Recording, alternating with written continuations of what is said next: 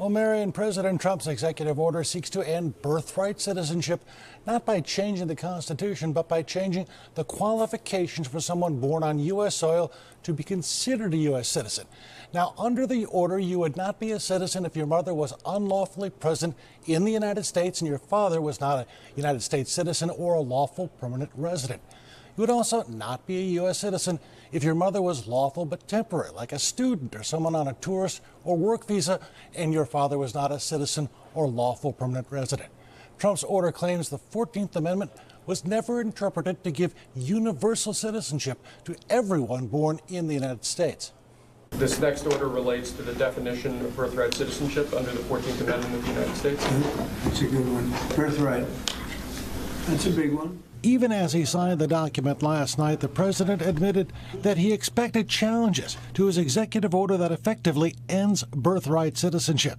Victoria Carmoni is the director of the Immigration Law Clinic at IIT's Kent College of Law. Can you change a constitutional amendment with the stroke of a pen? Absolutely not, right? That's not what our founding fathers intended, and is not what is written in the Constitution, right? The Constitution should not be able to be just amended by the whim of one decision from one office or from one person, or just swayed by one election. Right? Even proposing a change to a constitutional amendment requires the approval of 2/3 of the members of both the House and the Senate, and getting it passed requires ratification from 3/4 of the states. The order is being challenged today by the American Civil Liberties Union. The notion is that the president simply shouldn't be able to do this, can't do it legally, and is doing harm to people is really the assertion that we make in the complaint. Now, this order would only apply to children born in the United States 30 days after the order was signed. In the meantime, more than 22 state attorneys general, including Illinois' Kwame Raoul, have sued to stop the implementation of that order. Stephan and Marion. Tell me why you are adding to the number of lawsuits being filed against the Trump administration with regard to the executive order concerning the 14th Amendment. Well, it's both personal for me as well as it is upholding my oath.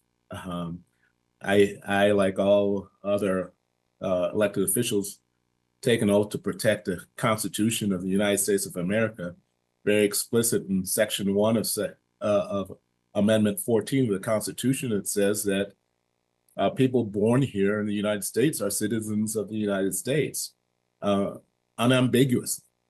And the president's executive order flies in the face of that, as well as flies into the face of 2 Supreme Court decisions that have affirmed that clear interpretation of unambiguous language. For me, I was born to immigrants from Haiti. My mother, while legal here, was not a citizen at the time of my birth. She was later naturalized. So I'm a birthright baby, and in that regard, it's personal to me, but it's not about me. It's about so many others who are yet born, who by way of our Constitution should have their citizenship protected. Tell me about the constitutional aspects of this. Do you see this as an unconstitutional executive order? Do you see this as an unwarranted expansion of presidential powers? What's the legal ground here? The legal ground is you can never have as clear language in our Constitution as you have in the article of Section 1 of the 14th Amendment, which, by the way, was done in response to the Dred Scott decision.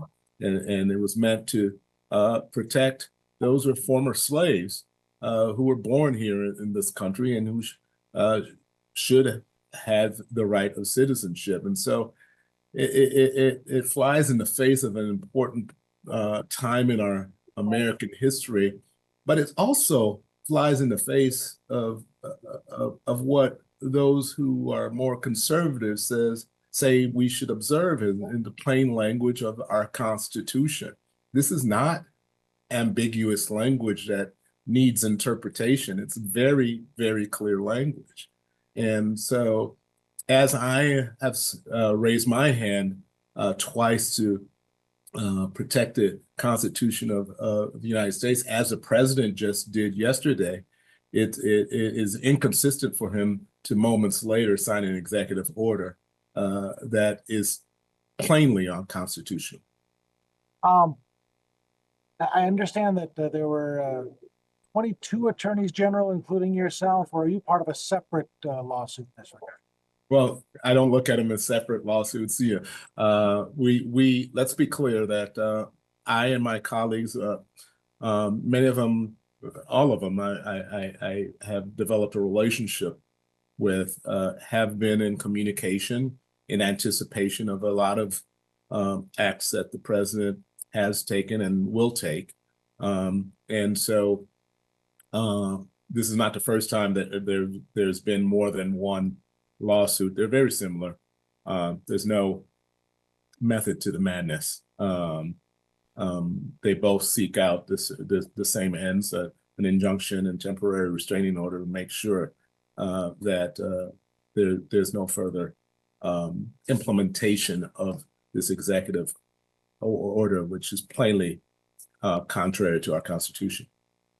Do you expect this to be the practice over the next 4 years, kind of fighting back against an executive order process that tries to override either parts of the Constitution or parts of federal law, things that are too hard to change on their own? You have to fight the executive order instead. Do I anticipate some fights? Absolutely. I was elected halfway through President Trump's first term. And let me be fair. This isn't something that begins with Donald Trump.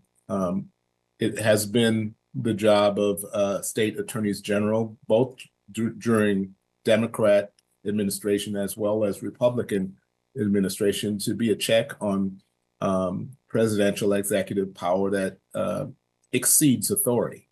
And Republican attorneys general have done it during the Obama administration, for sure, and so it's certainly our job to do it during the Trump administration in the instances where the action is illegal. That said, as I said, I was elected during Donald Trump's first tenure as our president. There are many ways that I collaborated with federal agencies that were under his control. I intend to do so on a whole host of issues such as organized retail crime, on gun trafficking, on human trafficking, on drug trafficking, on a number of issues where we have very close relationship with our federal partners here in Chicago. I hope that relationship continues. But that said, when the executive branch reaches too far, it is my obligation to push back on that.